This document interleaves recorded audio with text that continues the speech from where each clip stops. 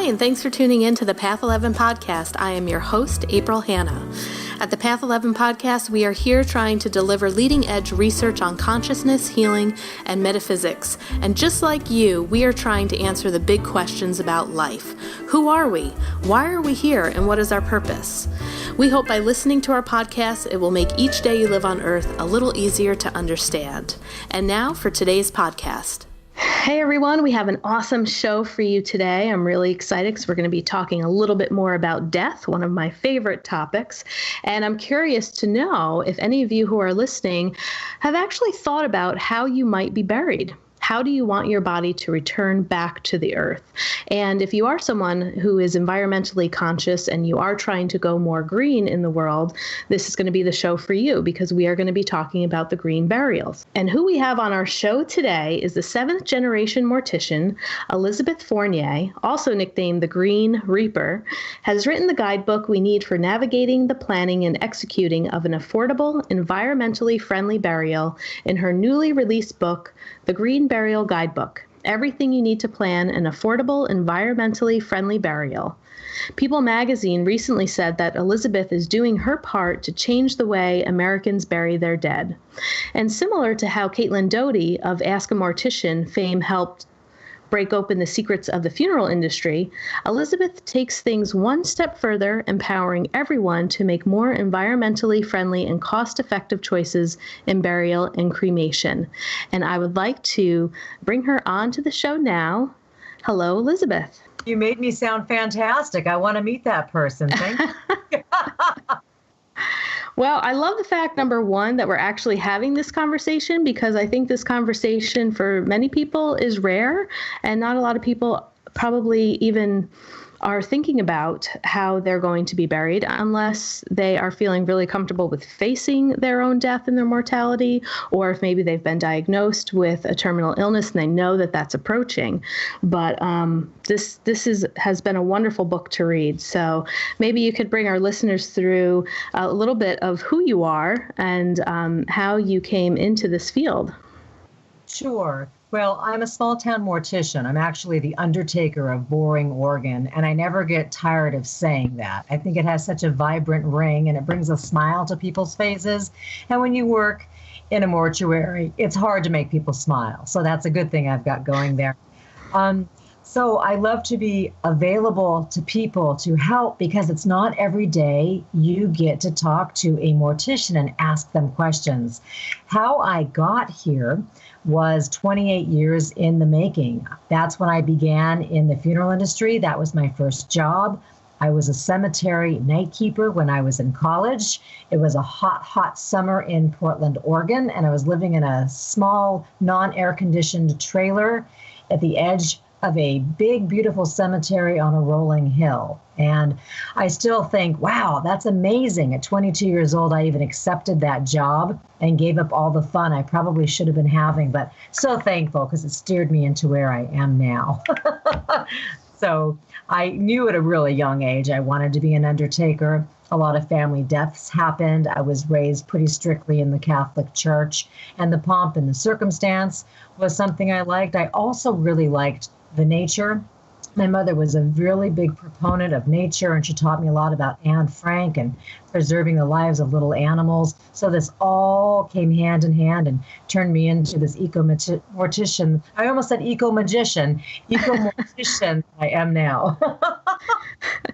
Yeah, wonderful. And, when I just right in the beginning of the book, I guess, it's not on my mind every day, although I feel very comfortable talking about death. And the more people that I'm interviewing personally about this, I'm realizing more and more, okay, I have to get my wishes together. I want to have all of this stuff figured out just in case if I go before some of my family members so they know what to do. But you had a stat early in the beginning of the book that says more than 50 million people pass away each year, which includes almost 3 million people in the United States. And so when you really think about that, 3 million people a year, it's kind of mind-blowing to think about, well, what is happening with these bodies? Are people moving more towards cremation or, thinking about the land and how much land that's taking up? And I know that you're going to go into a little bit more of how that can impact the environment. But gosh, that's just a staggering number to really think about that. there's some 3 million decisions that have to be made each year on what's going to happen with a dead body. Yeah, you're right. That is a lot of people, and we need to do something. We just can't take our people up to the woods or throw them off a cliff, or people sometimes say, oh, I don't want to make any impact at all, and just drag me out and feed me to the wolves. Well, here in the States, we do hold human life and human remains accountable, and we do honor them, and there has to be some sort of a formal method of disposition and something regulated by states, and there's paperwork that follows the person. So every death, even if they have lots of family and there's going to be full out blown standard traditional funeral service and burial, or it's just going to be a simple cremation, there's still lots of paperwork, there's still lots of energy, and definitely, like you said, lots of decisions to be made. Yeah, and maybe we can take our listeners back in time, and I'd like you to educate us a little bit on how burials happened way back when. Just recent history dictates that we were really into natural burial. If you look back just 150 years ago, this was the way that we were burying our people, and not just here in the States, but many other countries were just finding that someone would pass away. They would have some quiet repose time for people to gather. They would be bathed, put in some sort of a basic box, brought out to the backyard, to the churchyard, and then we would just have some moments of repose. A burial would happen, everybody would be involved, and then people would go back to their lives. And it was very simple, very practical, very affordable. What happened to make a really big change was there was a big advent which happened, and that was the Civil War. We had boys that were passing away and dying on battlefields, and these fields were all over the place. So they weren't contained in one small area. These were spread out through a couple different states and territories. So a lot of people wanted their loved ones, their young men, to come back. These were war heroes. They wanted to see them, revere them, and say goodbye.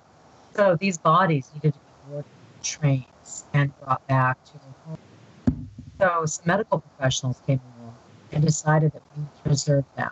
We need to do something with sort of chemical or some preservatives, formaldehyde. We need to do something. So that's how embalming started. The first true embalming that was all the way through and really truly preserved somebody the best to the ability that was there at the time was President Abraham Lincoln. He was so revered, he was so loved, and he was actually put on a funeral train, brought all over the place.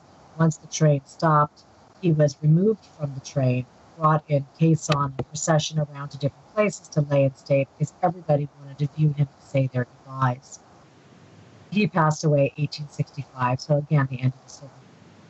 So once this new technique showed up, some doctors thought, aha, this is a good money-making thing. There's only so much of us that are able to do this.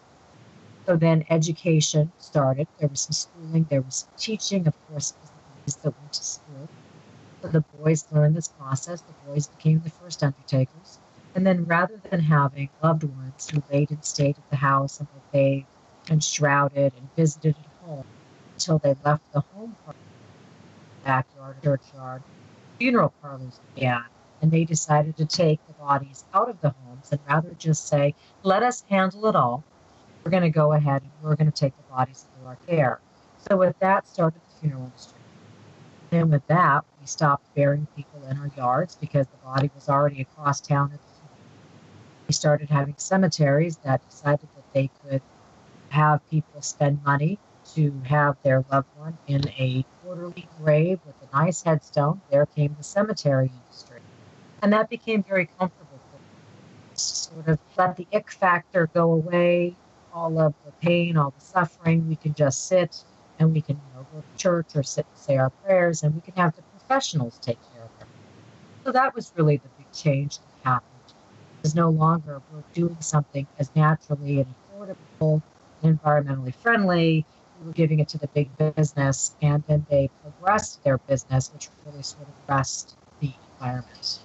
Yeah, and in learning about that history, that was new to me as well. And in your book, you also talk about some of the myths about burying bodies. And I had always heard that, it was a health hazard if we were to actually bury a body that was not embalmed. Yeah, I think that's something that people have worried about. Back in the day, as when I say back in the day, I meant 150 years ago or more, there was a lot more health crises. We didn't have managed medicine. We also had a lot more accidents that would happen. And there was, of course, you have to remember things like scarlet fever and whooping cough and tuberculosis and all of these diseases that were taking people out that we hadn't had medicines or cures for, and people were dying at a rash. A plague would come through and just wipe everybody out. We also didn't have as much knowledge as we do now. So again, with the embalming showing up, that was touted as the cure-all and something to preserve the body and make the body okay to touch and okay to see, where 4 generations prior, the lovely church ladies were coming to the house and they were bathing the person and cradling them and dressing them, and everybody was just fine and life went on. And we're starting to realize again that a human body is ultimately just a human body. Occasionally there might be some sort of bloodborne pathogen, and you can always wear your protective gloves if that's concerning to you, but for the most part, you're just fine. Yeah. And also you had quoted some statistics in your book by Mary Woodson, who was the founding president of Green Springs Natural Cemetery. And that's in New York, up near Ithaca. That's about 3 hours away from me. But, reading this, it just is like, wow, really making you think about the impact on the earth. And I wanted to just share that with our listeners. So each year, a conventional funeral and burial practice in the United States results in the use of 4.3 million gallons of embalming fluid, which contains formaldehyde, which is also known as a carcinogen, 1.6 million tons of concrete from burial vaults, and 20 million board feet of hardwood for caskets. Wow. Yeah, that's a lot to think about. And bless that Mary Woodson. She's a science writer, and she was gathering facts and thought, I need to get this out there. It's been misquoted a couple times and it's been put into graphics and all. But the neat thing about it that I appreciate is it's shocking to hear some of these things. So even if somebody gets it wrong and they don't have quite the right amount of steel that you can get to build how many Golden Gate bridges or how much embalming fluid can fill as many Olympic-sized swimming pools, you're still getting the visual of it and the impact and the understanding that if you just simply have a loved one that's not embalmed and they're placed into a basic wood casket and they're buried without a concrete grave liner, you are not contributing one iota to any of those statistics. And that's pretty cool. Right. And I bet a lot of people don't even know that they have that as a choice. Right. I think that's what we're finding out. I think that there's a lot more education going on. There are a lot of funeral directors who are thoughtful, conscientious people and are deciding that they want to write articles about what they see in the funeral industry and how they can help families save costs, save peace of mind, make it easier, build your own items. About 10 years ago, caskets came available at Walmart and Costco and big box stores. And that was this big revelation that you didn't have to pay the 400% markup at a funeral home. You could get these items from a large store and they would ship them to the funeral home. And guess what? That funeral home had to accept whatever outside casket showed up, either being made or being shipped from a manufacturer or the internet, as long as a couple small requirements. It had to have handles, because the reality is you can't move something like that very easily without handles. And then if you were going to bury this into a grave space or into a mausoleum, there are some dimensions it has to fit, because ultimately, yes, it has to go into the correct space and not be huge, because then you're buying a secondary space. So we are finding out that there are options. from everything from just saving money across the board to being as environmental as you like. And what I really love is there are states such as Washington and Oregon, and actually about 40 other states that allow people to take care of their own loved one. You can act as your own funeral director. You don't actually even need to use a funeral home. And that is a pretty amazing fact to find out about. Yeah, I thought so too. Yeah, just amazing. I also wanted to talk a little bit more about cremation. And you had mentioned too in the book that that is kind of more on the rise of people considering that, where back in, I think it was 1980, only 10% of people in the United States would choose that. But now it looks like we're looking at a closer percentage in 2016 that about 49% of people will choose cremation versus 45% who choose the traditional burial. Yes, and here I am in Oregon. So on the West Coast, it's high 70s for California, Washington, Oregon, Alaska. We're more on the precipice of people who choose this. Why the 1980s, 1990s, and all that made a little bit of an advent and a little bit of a change is the baby boomers were just slowly becoming the people to pass away. Well, now the baby boomers are the people who are making the conscious decisions of dispositions and how to take care of people. Baby boomer, in case people aren't fully aware, that means somebody born between 1946 and 1964. And those are the people who are having parents pass away, also friends, and they're just at that community culture right now of this is something more on the forefront for them. So a lot of them and other people who are eco-conscious decided cremation would be a better choice, because rather than having your full body buried in a full body burial space in a cemetery, a lot of people said, well, hey, if I'm cremated, that means you're either burying a very small urn, so it's going to be a small little square, or I'm not going to use a cemetery at all. I'm going to have my loved one in the box or the urn on the mantle or someplace in the home, or better yet, I'm going to go fully back to nature and I'm going to scatter myself and I'm going to be one with the wind and the breeze and the trees and the leaves and go back into the earth. So that was a better choice. Now, of course, with everything, we do more research, more time has gone on, just like when everybody was a smoker back in the 50s and 60s. Well, time goes on and people learn things and realize, maybe not the best idea. So we're finding out with cremation that there's some carbon footprint issues. There's some ecological damage which is happening. To be able to start up the machine to be 1800 degrees in order to have a full cremation, we need to use a lot of fuel to get there. And people use different sorts of fuel, albeit gas or butane or diesel or whatever the heck you want to do. But nonetheless, that's still the consumption of fuel, which is quite a bit if you're going to have that machine burn and heat up and cool down and do all those things for a couple hours, because we cremate people one person at a time. We're also finding out that funeral directors always need to ask first if someone has a pacemaker or defibrillator, or they're being treated with stratonium-181, which is a really advanced chemotherapy drug for people with bone cancer, because that is all complete radioactive material. If you cremate somebody and they have a pacemaker, well, it's pretty unsafe for the cremation operator. It can explode. There's a lot of radiation that can go out into the universe. So with those items, we try to remove some things and make that safer for the operator, the building, as well as the world. But even with that, the ozone, what's happening is those lacquered caskets are getting burnt. We are getting people, wearing whatever synthetic clothing they have. We're getting all of the wonderful fillings inside the mouth, all of the hardware in the body. All of the stuff is going out, and the residue is out, floating in the ozone and the open air. So that's not great. But the real basic part of that people don't think about is what goes up goes down.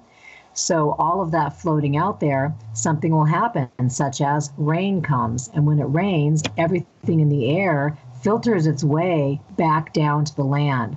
So all of that stuff is become food for chickens, for farm animals, for little fishes. Not only is it really unsafe and unsavory for them, but if we're eating these animals, we're getting that byproduct of that put back in our body too. So probably that circle of life isn't the most environmentally sound circle of life. Right. And I hadn't thought about that either. My personal choice probably would have been, I don't know, I'm still trying to figure this out, but I, definitely was moving more towards cremation, but did not give consideration to really the fuel that it takes, like you were talking about. I always thought that ashes could be spread, but, thanks to reading your book too, and understanding how that is not actually okay. And, with all of those different things like you're talking about that the body can go through. I didn't even think about the chemotherapy and stuff like that. It's like, wow, it totally gives you a different view about the choices that you're making. Absolutely. And, it's ethical to spread ashes and it's legal in most places, but definitely I know what you're referring to. And it's the fact that the pH concentration is so high. And if you decide that, I'm going to put these on top of my rose bushes, you're not really helping your rose bush grow. Also, people decide that they're going to plant some sort of a seed and commingle it with the soil and the ashes just for extra nutrients so that plant or those flowers will be your loved one. And that's a truly, truly lovely idea. But there are better ways to do that. There are people who have different types of urns on the market and biodegradable products that help grow those. And what's really happening is there is a seed pod mixture and the ashes go in a separate area. So the seed is really going from the correct soil and the nutrients, which is important. And another piece, just to give a little bit out there too for someone who is planning on doing that, because it really is a lovely tribute to your loved one. Make sure you use a company such as the Bio Urns for Pets, which is based in Oregon, because they have a partnership with the Arbor Foundation, and they're going to get you a tree that's going to grow in your region.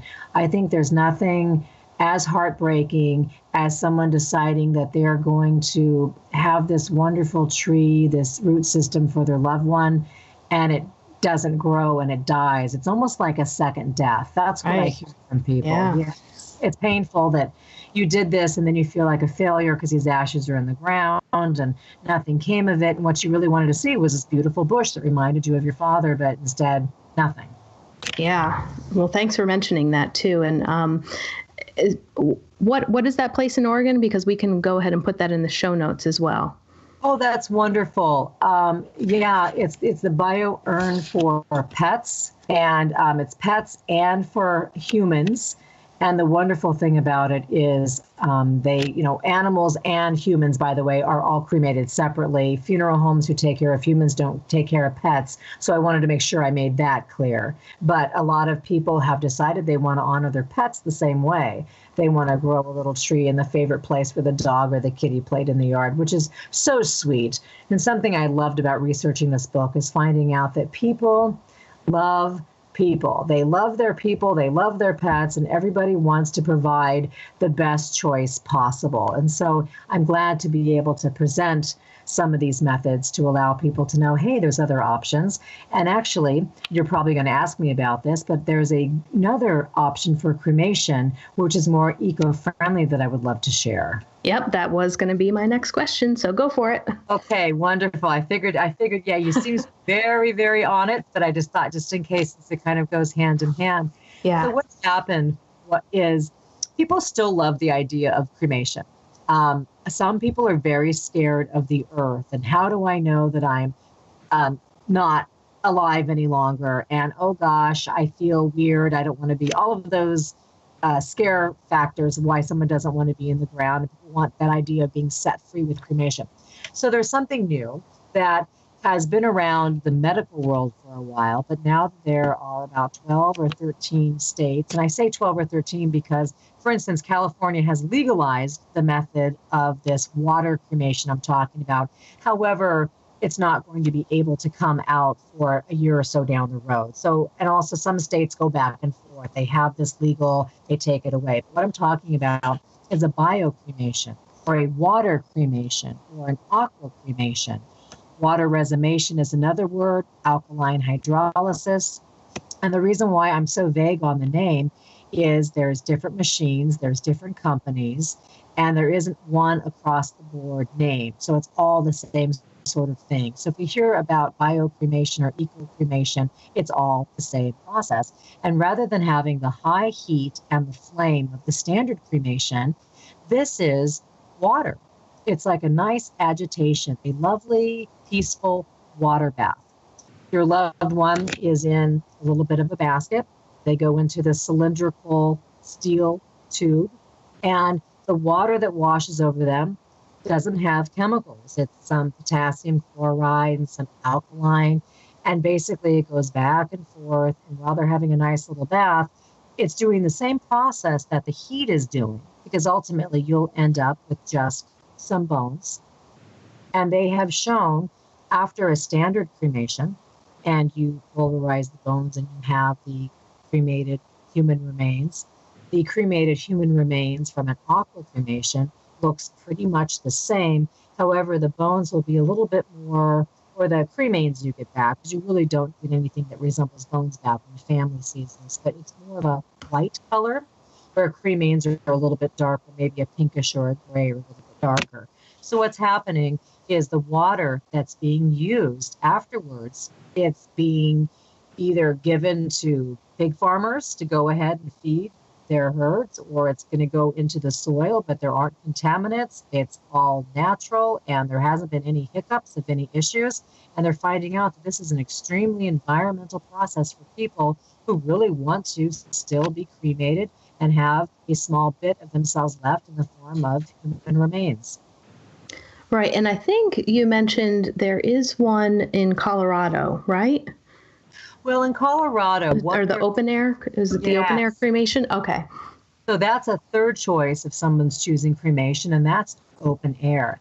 You get people who say, hey, well, I live by a lake, and can't I put my loved one out on a canoe, and can't I, have an arrow on fire and do the Viking funeral bit? And kind of a neat idea. However, no, in all 50 United States, we do not see that as a legal form of disposition, because again, all states are governed by a mortuary board or a funeral bureau or a cemetery bureau, and we do follow rules because we do track people, their death certificates. But in Colorado, that is the one state where they have the Crestone Project in Crestone, Colorado, and that is an open air crematory.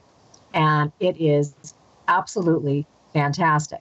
Now, it's very high altitude, and they have to get a permit locally, so they really only can perform about one cremation a month. But it's a beautiful ceremony with natural boughs that are around the individual. A lot of times monks come out and chant, families very involved, and it's not a matter of having crematory workers take your person, load your person, light, and everybody stand there. It's very hands-on, very ceremonial. And people I know who have said this has just changed them greatly. So that's a pretty neat thing. If you put that on your list as the method of disposition you want to choose, I just want to give you fair warning that they have decided that they are only going to accept local people, because they were getting a wait list, and many people were saying, this is what I want to do. And, at one a month, they really need to honor their local community, which I truly understand. Yeah, that makes sense too. But so the natural burial really started to gain more momentum in the 1990s, you had stated in your book. And so can you bring us through that and how that started to change in the 90s? Yeah, absolutely. Back in 1993, there was a cemetery, Ramsey Creek, in South Carolina, and that became the first natural cemetery. And what natural means is it was an undeveloped piece of land, and the good doctor, Billy Campbell, who lived in town, had decided after many years of being a naturopath that he really wanted to develop an area where people could just be put back in nature. They could have a simple grave and be in a shroud, or be in a simple box or a willow basket. cardboard, whatever some family wanted to use, and lay them into the earth and not have to worry about all the fuss and muss of having a grave liner and traditional headstones, but having this beautiful, walkable, environmental space. And the town said, "What are you talking about? This is crazy. Animals are going to come in here. What are you doing?" And he has admitted the only reason he was listened to was he was the small town physician. So, of course, we've learned the man in the white coat. Sometimes I had an elderly father, and I could not get him to go to a female doctor. He was of the generation that the man in the white coat has the answers. So Dr. Campbell was willing and able to do this, and he found it to be very successful. It was called Ramsey Creek, and he had people come in, and it was a nature preserve, and it was a real conservative burial ground where it gave back to nature and it gave back to the ecosystem, and it turned out to be flourishing. So many other places like this started little by little opening up throughout the United States. And then what's happened, which is pretty neat, is we have these things now that aren't fully natural cemeteries, but they're called hybrid cemeteries. And that means that any standard cemetery has the right and their own personal choice to either develop an area, half acre, whatever they want, and make it a space for natural graves.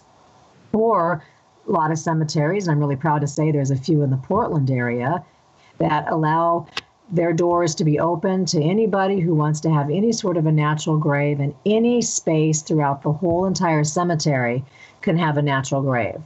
We have one cemetery here in Portland that has all of our pioneers that our bridges and our streets and our brewery and everything are named after. And it's kind of neat to see these really large headstones. And then next to it can be a space where it's just natural. And it's just somebody who did their woven banana leaf basket or something. And so, it really meshes the generations together. But also, it's just a nice idea of reclaiming nature and saying, okay, we already have this here. We're not going to revise history and say that we need to keep doing it. We're going to be a little progressive and say, you're right. This is a better choice for the environment. So while some people like the idea of the beautiful, bright green grass and the nice memorial park look, that everything is even, others really love that sort of wobbly, wavy, gravy sort of indentation where the earth settles and there's natural flowers, and how lovely. So we all can just give peace a chance and work together. Really love it. Yeah.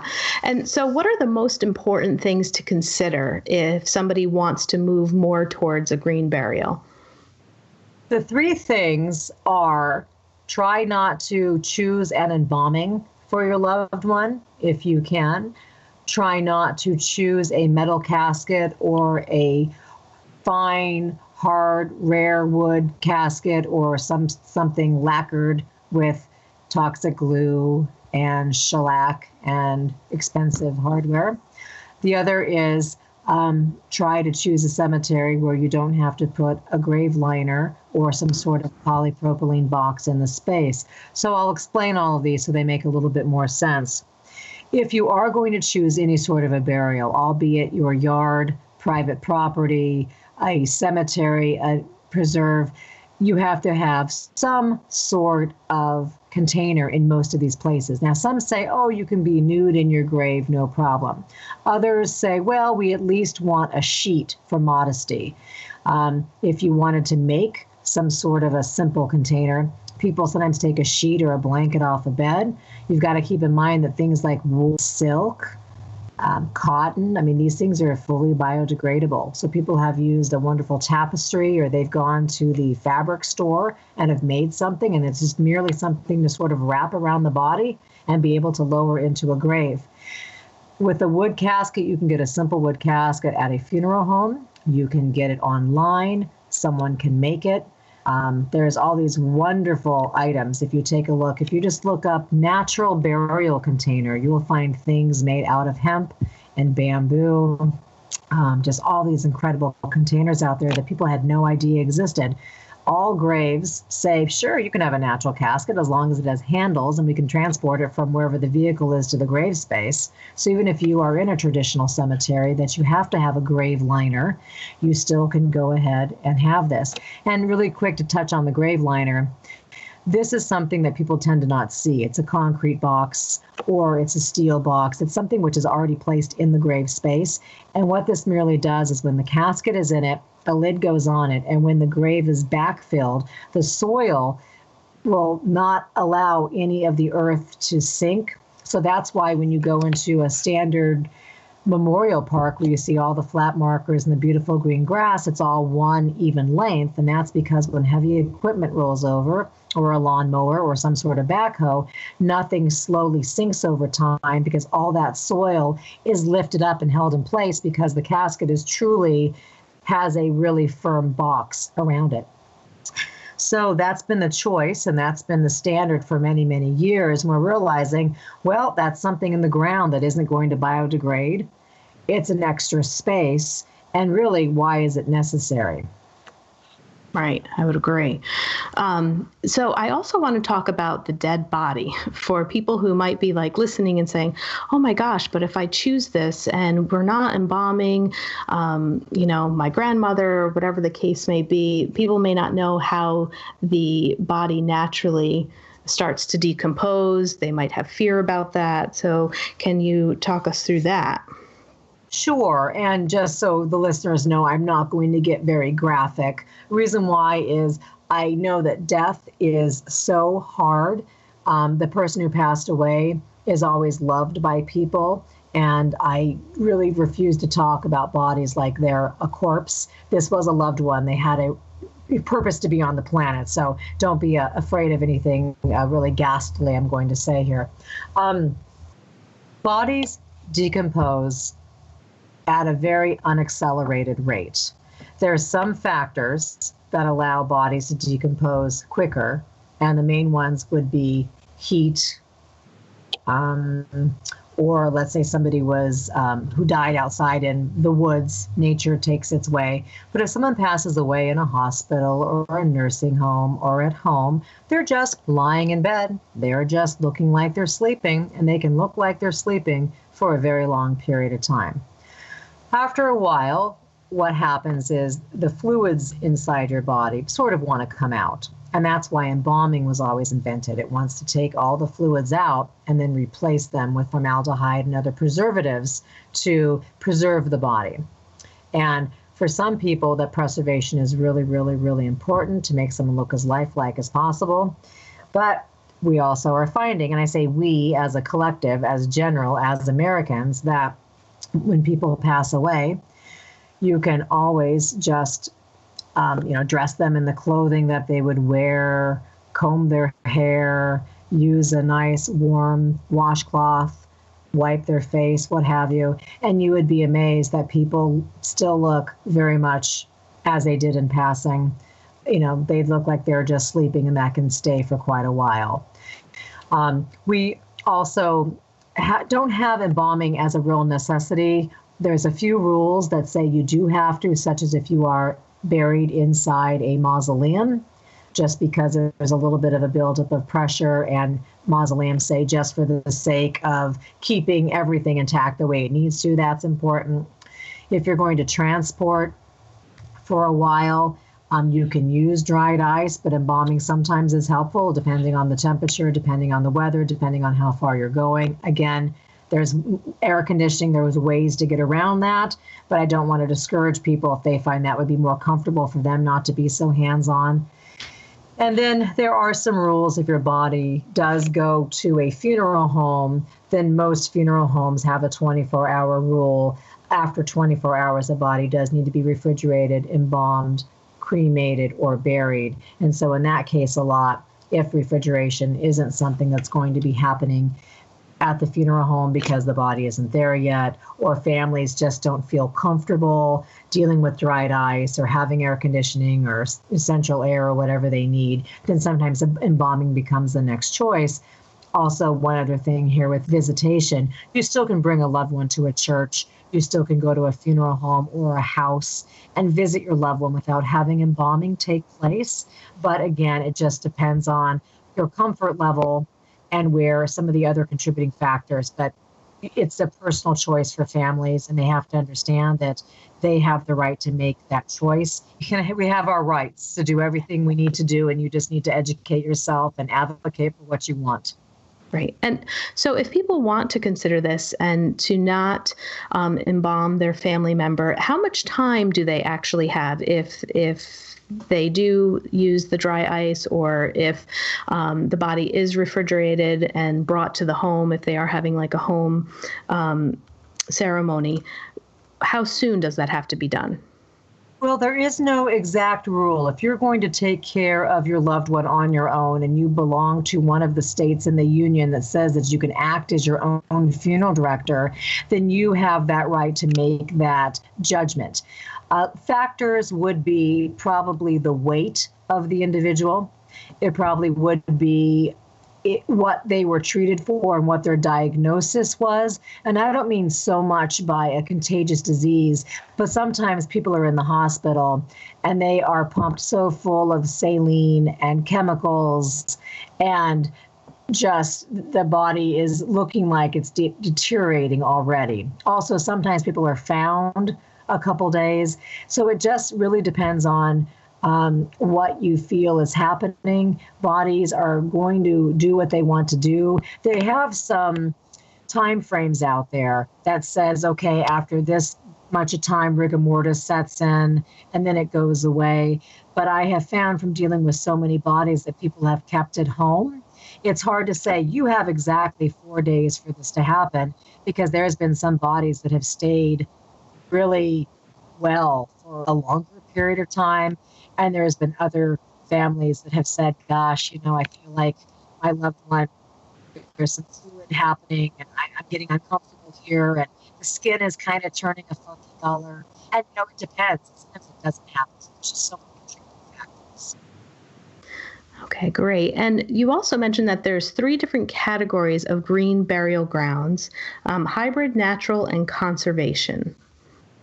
Yes, right. There is a wonderful agency called the Green Burial Council, and that's a nonprofit. They have a wonderful website, and not only do they have a list of providers, meaning funeral homes and products and cemeteries that really follow their philosophy and they feel that have really been regulated and are doing the right thing, but also they have so much education. There's been some wonderful people that have taken the time to write lots of white paper and have lots of information. So the 3 levels are, the real basic would be a hybrid cemetery.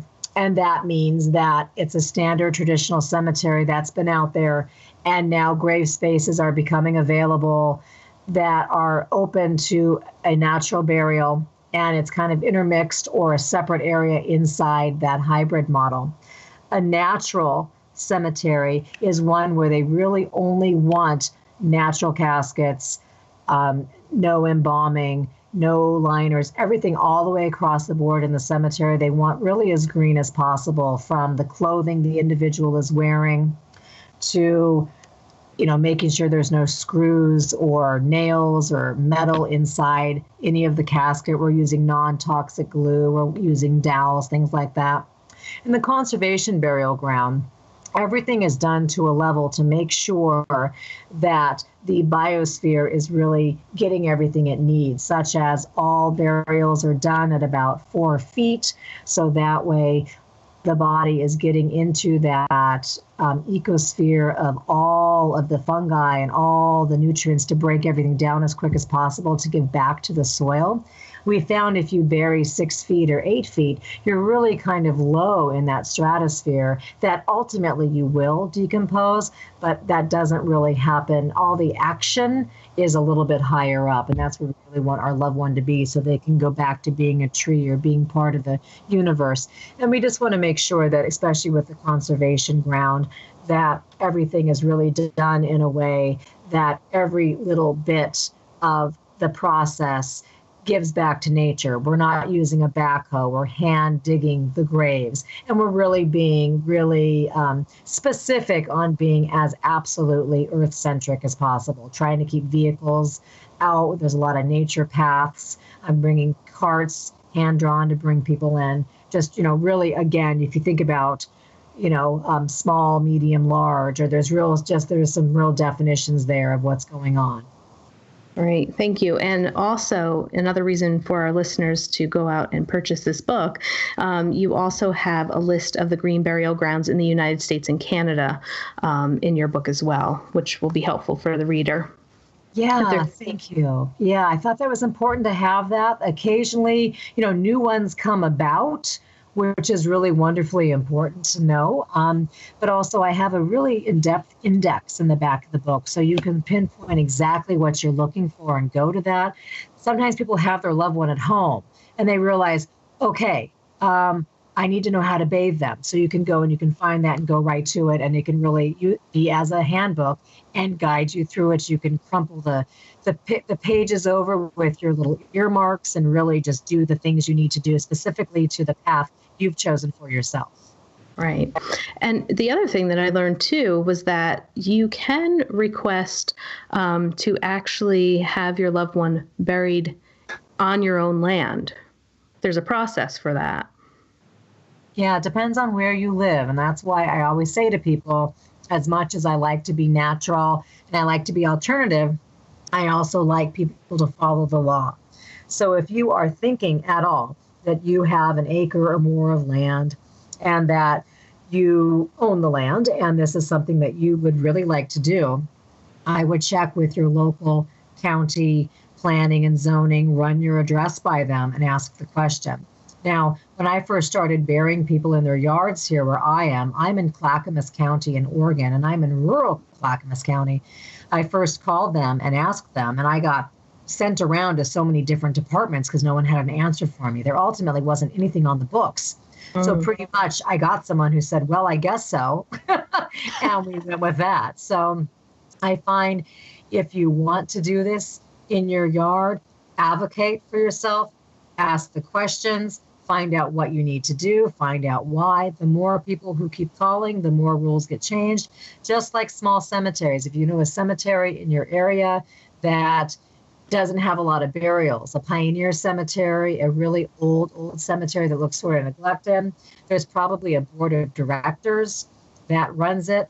And if you ask and want to be buried and don't want a grave liner, they might just say, I guess so, because they don't have interments and burials coming in anyways. Or the board might say, oh, someone finally asked something. I guess we'll change our rules.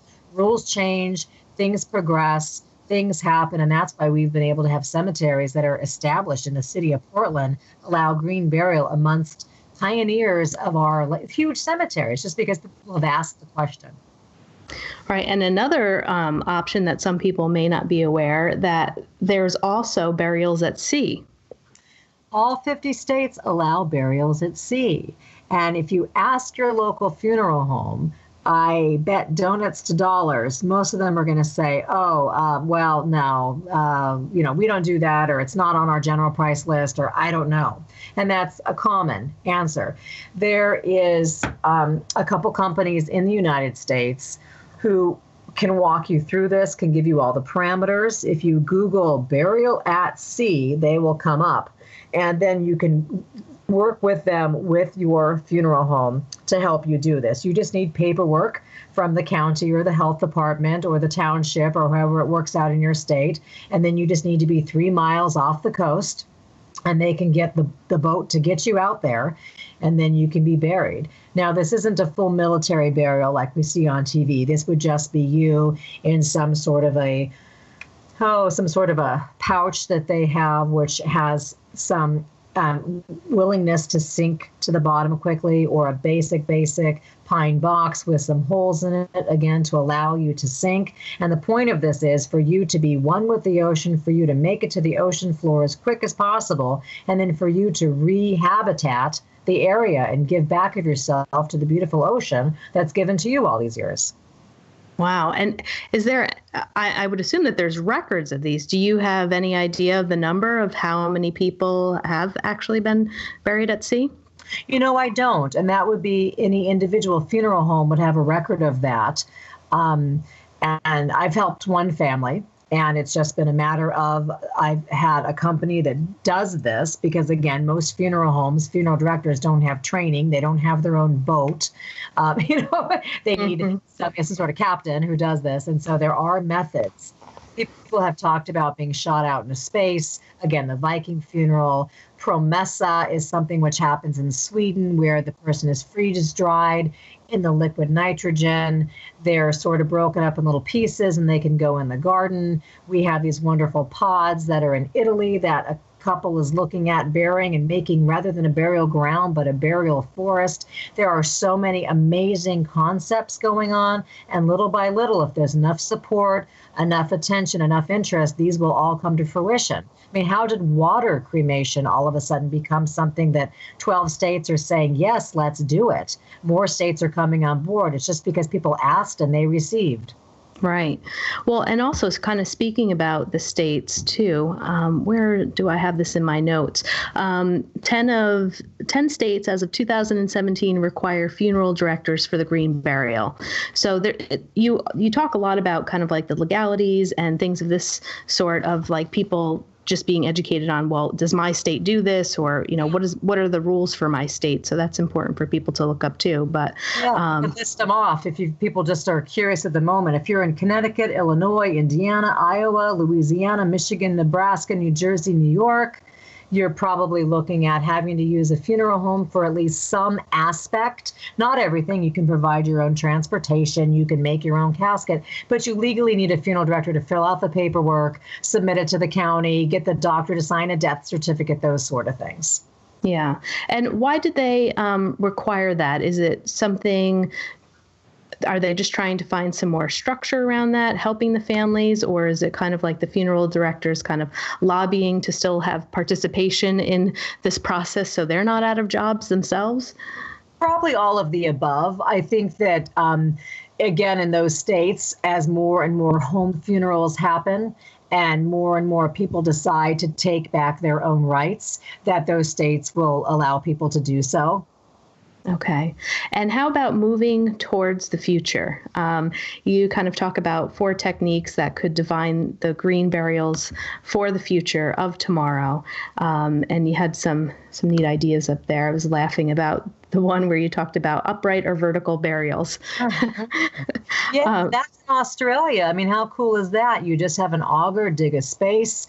It's, 2 foot by 2 foot, and you're basically in some sort of a burlap, and you're standing end to end rather than taking up the 7 foot, 8 foot space, laying horizontally, you're vertically. I mean, that's kind of neat. That might be upsetting for some people, but boy, think about how much space you're not taking up. Right.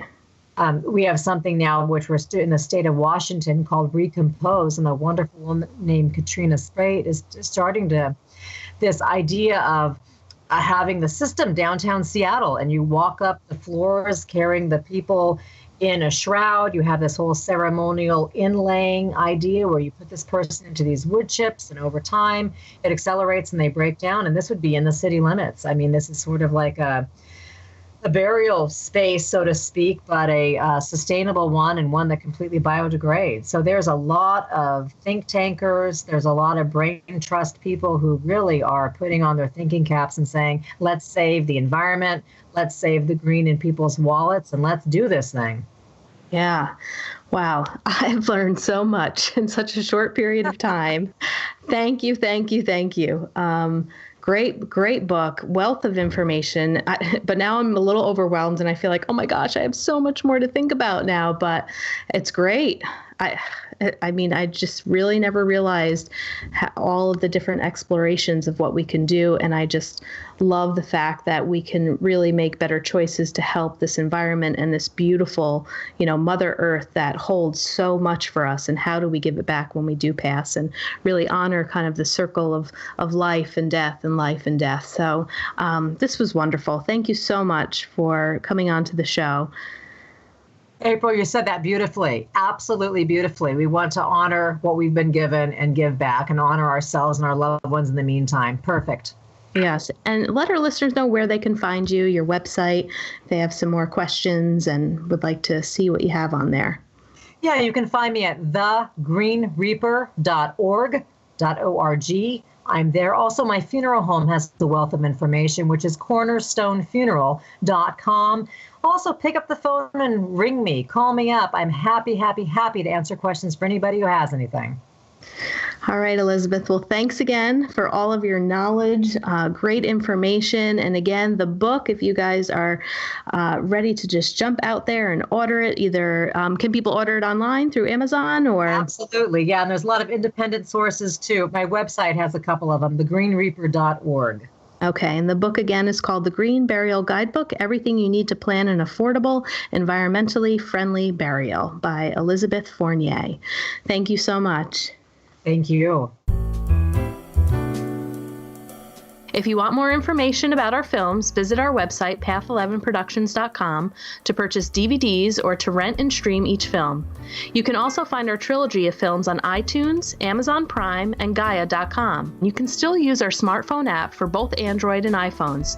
Just search for Path 11 in the Google Play App Store, or if on an iPhone, look for Path 11 in the iOS App Store. Catch you next time.